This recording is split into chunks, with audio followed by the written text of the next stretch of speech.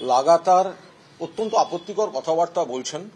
আমার মনে হয় উনি মানসিকভাবে অত্যন্ত চাপে আছেন এবং কहीं पे নিগাহে कहीं पे নিশানা হচ্ছে।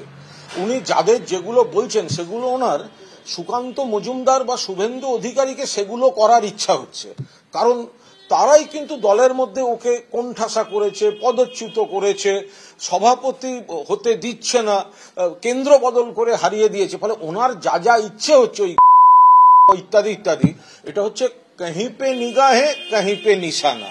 ওনার যেগুলো ইচ্ছা হচ্ছে শুভেন্দু এবং সুকান্তকে করার, সেগুলো উনি দিশাহীন ভাবে মানসিক চাপ থেকে মহিলাদের উপর, সাধারণ মানুষের উপর খুব নিন্দনীয় ভাবে করে ফেলছেন। আমি অত্যন্ত আমরা নিন্দা করছি। এইভাবে কথা বলা যায় না, এই শব্দগুলো এইভাবে বলা যায় না।